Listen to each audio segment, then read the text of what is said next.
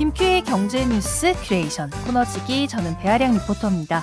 어렵고 복잡한 경제 한 큐에 정리해 주실 김큐, 안녕하세요. 네, 어서 오십시오. 오늘은 어떤 얘기부터 시작할까요? 비가 추적추적 오는데 네. 이 얘기 먼저 해볼까 합니다. 한은이 기준금리 동결을 했습니다. 그렇습니다.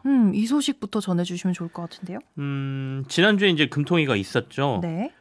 연 2.75% 지금 기준금리가 수준이거든요. 이게 동결이 된 거니까요.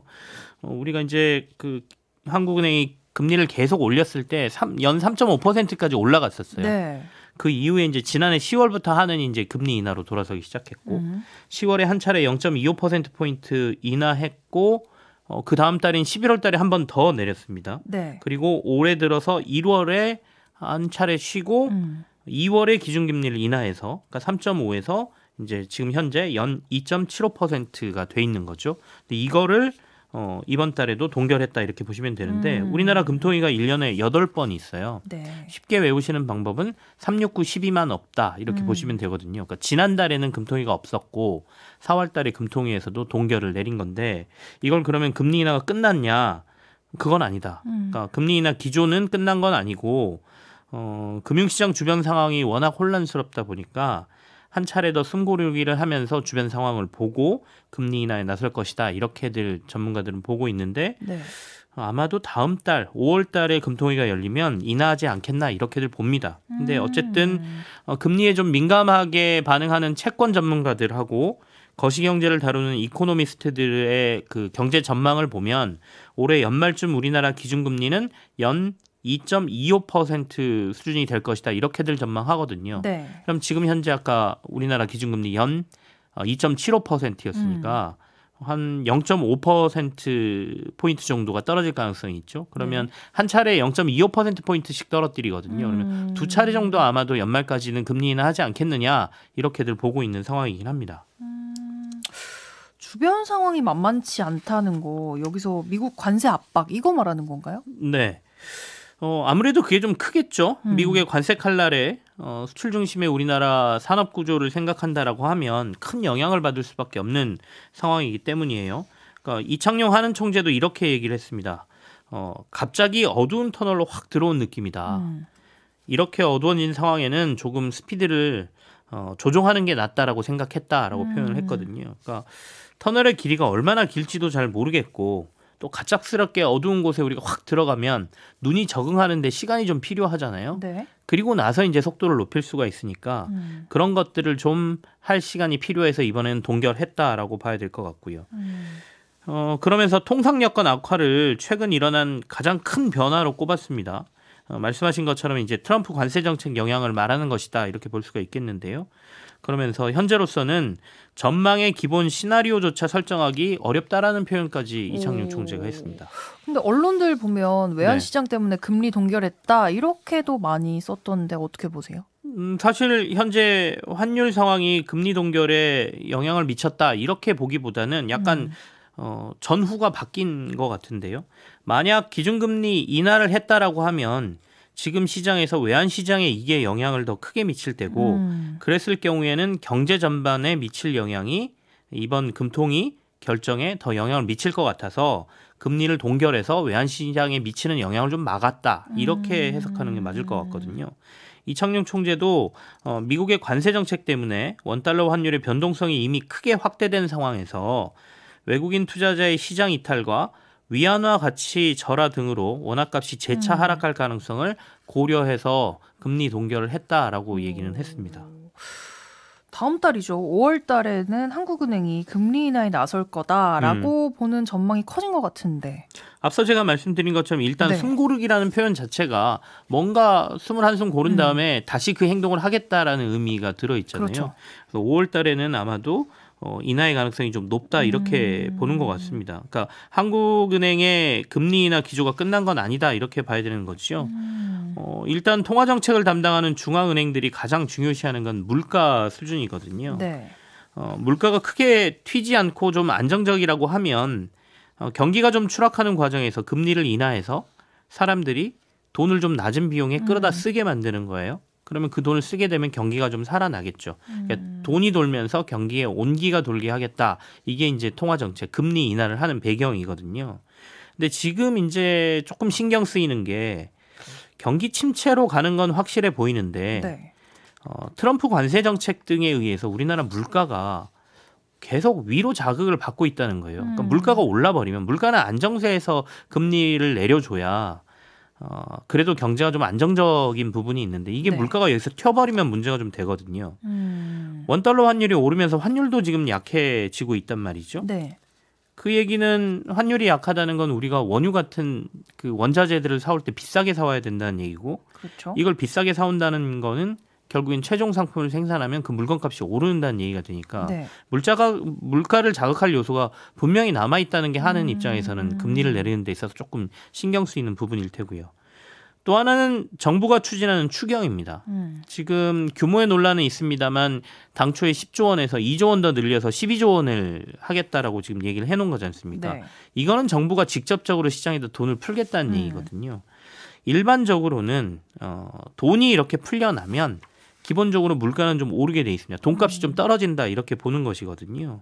그래서 어쨌든 지금 추경이 현실화돼 있고 추경을 추진한다고 하고 있으니 한국은행 입장에서는 물가도 좀 튈 것 같고 추경 정부가 돈은 푼다고 했으니 돈이 풀면 경기 부양 효과는 일부 있을 테고 이런 것들을 보고 결정하는 게 낫겠다라고 판단한 것 같아서 4월 달에는 정부의 추경 집행 여부나 이런 것들을 좀 지켜보면서 동결을 하고 그 이후에 판단을 하자라고 한 것 같은데요. 그래도 5월 달에 내릴 가능성이 높다라고 보는 이유는 실제 금통위원이 6명이거든요. 이 중에 5명이 이번에 금리 동결 의견을 냈고 1명은 인하 의견을 냈긴 했는데 그 뒤에 붙은 의견들을 보면 나머지 5명도 성장과 물가를 봤을 때 금리 인하가 필요하다는 의견에는 지금 동의를 하고 있거든요. 그래서 시기의 문제일 뿐 아마도 다음 달에는 인하가 한 번 더 이루어지지 않을까 이렇게 보고 있습니다. 우리 지금 환율 얘기 나왔으니까 최근에 미국 달러 많이 약해졌다라고 하잖아요. 네. 근데 왜 우리 돈도 약해지는지 궁금하고요. 이게 환율이 떨어지는 게 아니라 오히려 오르던데요. 그렇습니다. 그래서 지금 사실은 외환 시장이 일반적으로 우리가 생각했을 때는 달러하고 원화를 교환하는 비율을 우리가 원달러 환율이라고 하기 때문에 달러가 강해지면 원화는 약해지고 우리가 시소 타는 것처럼 그리고 달러가 약해지면 원화는 강해지고 이렇게 돼야 되는 거잖아요. 그렇죠. 그러니까 원화가 강해진다는 얘기는 원달러 환율은 떨어진다라는 거거든요.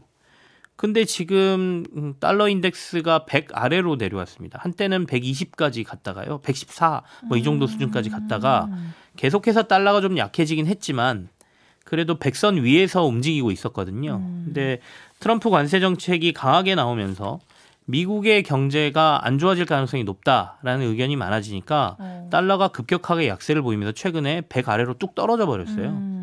그러면 사실은 달러가 약해진 거니까 원화가 강세를 보여야 되는데 지금 원화도 도리어 약해지는 모습, 동반해서 약해지는 모습이니까 조금 이상한 거죠. 그렇죠. 근데 다만 여기서 우리가 생각해야 될 게 환율이라는 게 우리가 기브 앤 테이크처럼 일을 주면 일을 받는 관계는 아니거든요. 물론 상대 통화의 가치를 보긴 하는데 이게 이쪽의 환율이 떨어진다 그래서 우리는 무조건 올라야 된다 이런 법칙은 아니라는 거예요. 그러니까 우리 경제가 상대적으로 더 약해지면 원화는 더 약해질 수 있는 상황이어서 두 가지 정도를 봐야 될 것 같습니다. 그러니까 그러니까 그 화폐도 결국에는 앞서 말한 가치도 중요하지만 시장에서 사고 파는 수요와 공급도 굉장히 중요한 상황이어서 네. 이 수요와 공급, 그다음에 우리나라의 경제 상황 이런 것들이 다 동반해서 나타나면서 달러가 약해짐에도 불구하고 지금 원화도 약세를 보이고 있다 이렇게 봐야 되는데 수요와 공급 측면으로 먼저 말씀을 드려보면 그러면 왜 원화가 약해진다는 거는 원화의 수요가 적다는 거, 살려는 사람들이 적다는 거예요. 네. 그럼 왜 원화를 살려는 사람들이 이렇게 적을까? 1번은 우리나라 수출 상황이 별로라는 거죠. 물론 이제 최근에 몇 달은 미국이 관세를 지금 확 높여놓으니까 관세가 높이기 전에 한국 물건 빨리 사놓을래, 중국 물건 빨리 사놓을래 그래서 일부 수출이 늘어나면서 조금 좋아지는 모습은 보여지지만 전체적으로는 우리나라 경제 성장률이 지금 떨어지고 있지 않습니까?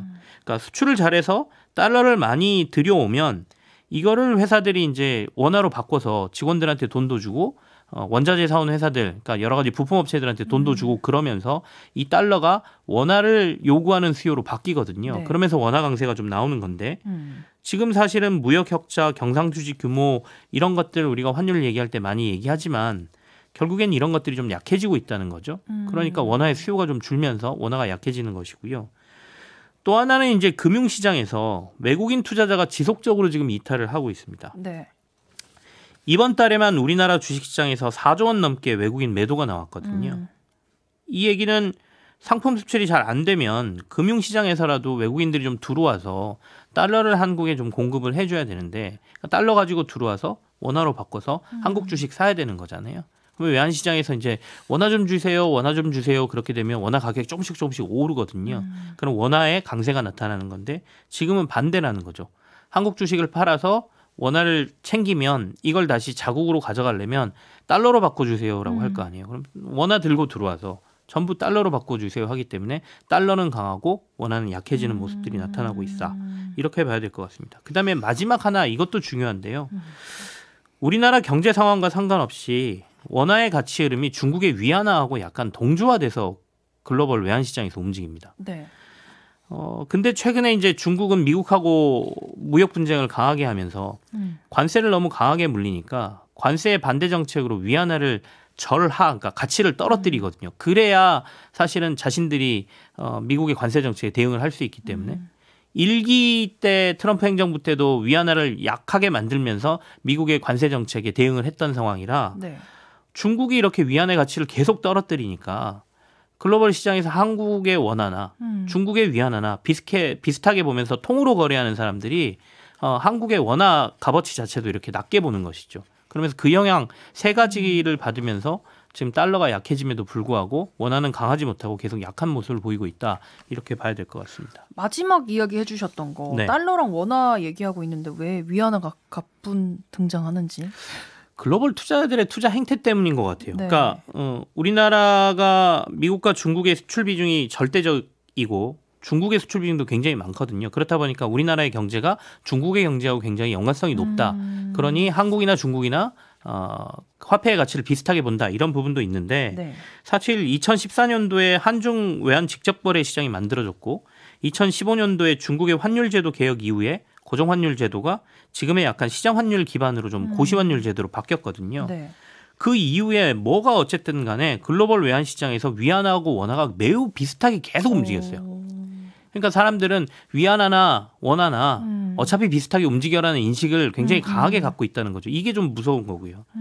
그다음에 이렇게 같이 움직이다 보니까 경제적으로도 연관성이 높고 시장 흐름도 비슷하니까 외환 시장에서 투자할 때 뭉뚱그려서 한꺼번에 투자를 합니다. 그러니까 위안화나 원화를. 그러다 보니 이 흐름이 고착화되는 모습이어서 어쨌든 간에 앞으로 계속 위안화가 좀 약세를 보인다라고 하면 원화의 약세도 지속될 가능성이 높다. 이렇게 보여집니다. 이 얘기까지 한번 해볼게요. 환율 때문에 유류세 인하 조치 또 연장될 거라는 얘기가 나왔습니다. 그러니까요. 이럴 바에야 유류세를 아예 그냥 이 수준으로 맞추는 게 낫지 않을까라는 생각도 드는데요. 그러니까 물론 이제 차를 많이 끌고 다니고 휘발유 뭐 이런 것들 사용하는 사람들 입장에서는 정부의 유류세 인하 조치가 계속 유지되는 게 가격적으로는 좋죠. 근데 다만 이제 다른 것들도 생각을 해야 되지 않습니까? 유가가 지금 지속해서 굉장히 많이 빠져 있거든요. 그러니까 저희가 유류세 감경 조치 얘기 나올 때가 유가가 배럴당 120달러 얘기 나올 때인데 지금 최근에 60달러가 배럴당 한 번 깨졌습니다. 그리고 지금은 60달러 중반대에 머물고 있거든요. 그러니까 글로벌 경제가 안 좋아지니까 유류 수요 줄 거다 그러면서 유가가 지금 계속해서 빠지고 있는 상황이에요. 그럼 유가가 너무 높아서 우리가 세금 부분을 조금 경감시켜 줬다 그러면 이제 유가가 이만큼 빠졌으니까 정상화로 돌아가야 할 시기는 맞거든요. 네. 근데 앞서 말한 것처럼 원화가 계속 약세를 보이니까 이거 사오는 비용은 비싸게 사오니까 여전히 부담이 있다. 그래서 이걸 낮추지 못하겠다는 얘기가 나오면서 한 번 더 연장될 것으로 보이는데요. 지금 이게 2021년 11월에 유류세 인하 조치 들어간 이후에 지금까지 15번 저희가 연장 조치를 했습니다. 네. 그래서 처음에 인하 조치가 37%까지 높아졌던 게 사실은 단계적으로 조금 그걸 낮추면서 휘발유는 15%, 경유는 23% 수준이 유지되고는 있거든요. 네. 근데 당장 지금 세수가 부족하다고 정부가 이런 상황에서 유가가 이렇게 빠질 때 정상화를 시키지 않으면 결국에는 정상화 시기가 더 늦어질 것 같아서 조금은 뭐 어렵다 하더라도 저는 유가가 이렇게 빠진 상황에 정상화로 돌려야 된다라고 보고요. 또 유류세 경감 조치는 차를 많이 유지하고 많이 타는 사람들한테 그 혜택이 많이 돌아가는 조치거든요. 그래서 이런 것들은 단기적으로만 시행할 필요가 있다. 일몰제는 일몰제로 끝내자라는 말씀도 드려보죠. 유류세 인하 조치가 연장될 거다라는 소식까지 잘 들었습니다. 저는 다음 주에 다시 돌아올게요. 네, 지금까지 배아량 리포터였습니다. 고맙습니다. 네, 고맙습니다.